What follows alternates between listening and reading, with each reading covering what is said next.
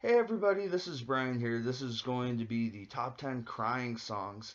And I know it's been a while since I've actually made a YouTube video, about a month. But these are going to be the songs that most resonate with me, like by looking at uh, the emotion on the artist's face, like when they're playing, like when you look at Santana or Hendrix, like when they're actually really into it. And sometimes on piano, you see that with people too. Not every artist is really emotional while they're playing. Some people hold back. Like Clapton is an amazing guitarist, but he doesn't really show the most expression on his face. Nor does really Jimmy Page, in my opinion. But some people, I guess, just display more emotion, and other people just kind of put it all into the instrument, and it's like they're plugged in almost.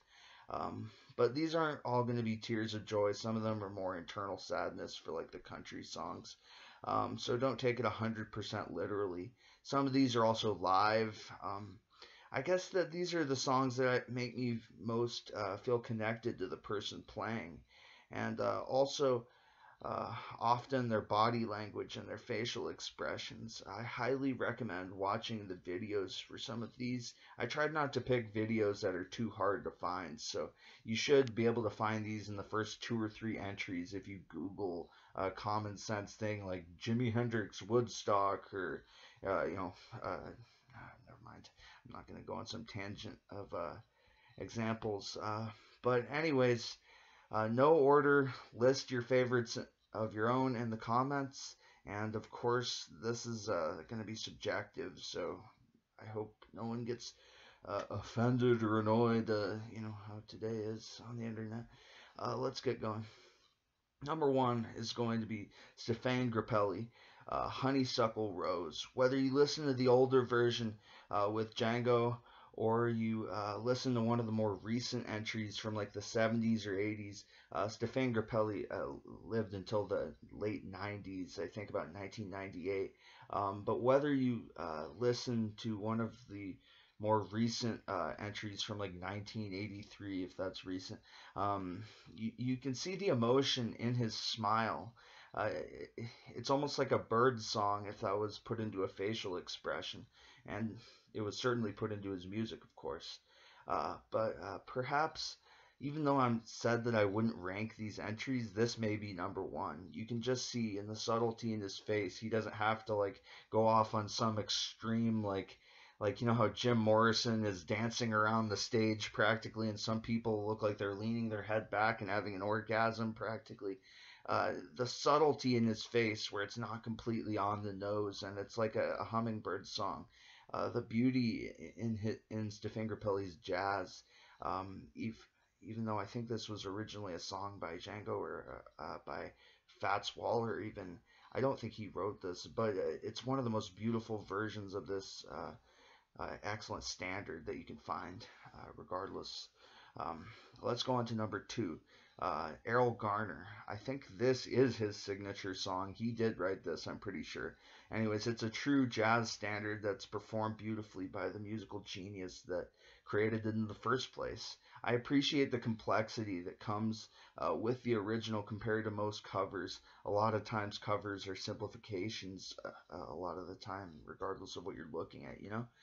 His face is some of the most pure and unbridled joy that I've seen in recent memory, and it's almost like an amusement park ride just to watch his hands play the song. There's a really great black and white version of this on YouTube. It looks like he's playing live on like some public access show from the 60s. The quality of the film is excellent, but it's, like I said, in black and white. It does show his face in some scenes, and it shows his hands in others. So I guess it depends on if you're looking for emotion in the sense of like how fast and how like the subtleties of his hands. Some people will have little subtleties in their playing. Some people are, I guess, looking more for the facial expression when they're trying to find a video of a performance. Number three on this list is going to be a completely different genre, and it's going to be more of a vocal song instead of the last two, which have been more instrumental. This is going to be John Prine, the country singer, one of the all-time greats in that genre. singing Sam Stone. This is such a true and tragic song. So many people have gone through this story of coming back from a conflict overseas and having their life kind of slowly disintegrate, their marriage, the respect of their children. I practically want to cry right now, you know. Um, but anyways, this is one of those songs where I say check out the studio version too. Not that Prine is in any way bad live, but this is also a great version that deserves some attention too. So many people I respect have gone through this story of either ODing or losing their marriage, and like I said, the respect of their kids. It's hard to see it encapsulated so efficiently and with this unbelievable lucidity. Um, just someone's tired and sad life going downhill.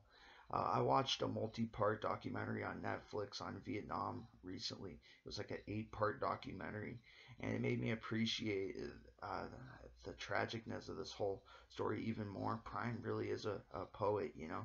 The tearfulness of this, I think, is best summed up by the line. Um, I think it's sorry. There's a hole in Daddy's arm where all the money goes. Uh, and then he says, Jesus Christ died for nothing, I suppose, which is especially sad also if you're Christian. Number 4 on this list is going to be, let me make sure that I'm not running past my camera's time limit, because I have like one of those primitive webcams on a laptop. Anyways, so number 4 on here is going to be Stevie Ray Vaughan live at El Macombo performing Texas Flood. Um, I'm going out on a limb, in my opinion, to say this is the best live guitar performance ever. There's a degree of incredulosity in the crowd and just watching him play, like between the front where he's just playing normally and then where he goes behind his back, and it's just he's one of those few virtuosos who didn't sacrifice any of his feeling just to get extra speed or technicality. And I think Nirvana once wrote a song, in a completely separate note, obviously, called Dimension 7 in one of their earlier albums. And I think that this is certainly that on guitar. And the crowd looked jaw-droppingly amazed afterwards. Plus, there's just the simple fact that this is a face-melting blues solo that's like 8 minutes long, and it would make a nun headbang and look like a rocker probably. Anyways, let's go on to number 5 here in this list of songs that could arguably make you cry from their emotion. This is Black by Pearl Jam. This is a song performed with unbelievable emotion in Eddie Vedder's voice. It's about the loss of a relationship, as so many songs are. But this one really taps into the feeling of change and loss so vividly, and it portrays his going through the motions without being able to completely accept them, the changes, you know? I feel like the part where he sings about trying to wish the person well in their new life while also screaming that they aren't part of his.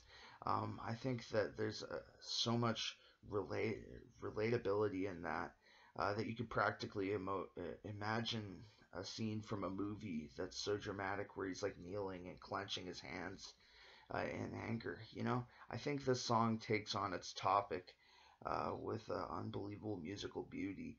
Beyond the killer vocals, this song also has great performances from the rest of the band. You know, there's no aspect of the song that shorts you. It's even got a good length, so it's not one of those 2.5 minute long songs that's really good and has a good solo, but you have to go and find another one to change it after like 30 seconds. Anyways, number 7 on here is going to be Skinner's song, Lynyrd Skynyrd. It's going to be number 7. It's going to be Was I Right or Wrong? It makes me emotional because it tells the story of all rock stars and at the same time is self-questioning and not shallow. It's not just a song about how you want your girlfriend back because she left you or because you're questioning your affection of like Charlie with that chick who works as a waitress, and you're just questioning your love, unrequited love, you know. This song is actually self-questioning, and the thing is that it doesn't completely decide on an answer. It ends on the note of love and family being more important uh, to the true internal meaning inside than just money and luxury, you know.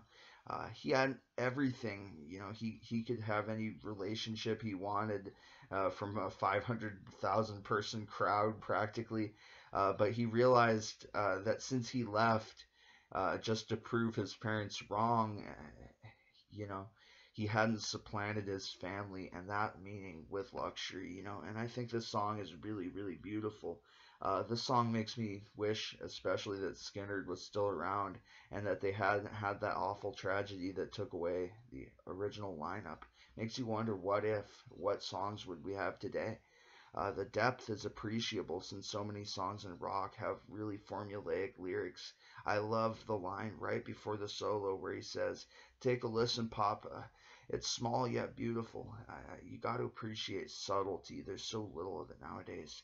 Um, and that's right before the solo, and it just makes you feel like he's trying to find some meaning in his own life, even though when he comes back home from like being on tour and producing albums, um, he finds two tombstones, you know.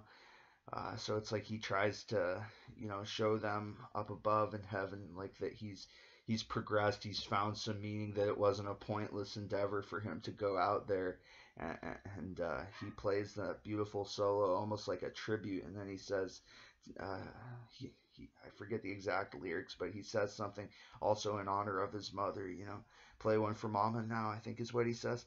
Uh, Anyways, this song really is beautiful at capturing loss, and it's one of their best, I think. Number 8 on here is going to be a legend in the country genre. Sorry to take 1 second off. I just want to make sure. I'm going to do a part 2 on this actually, and I think I'm going to make the last couple of entries. Make the last couple of entries like part of part 2 on this, and I'll upload that like either later today or tomorrow. Okay. BRB, brah.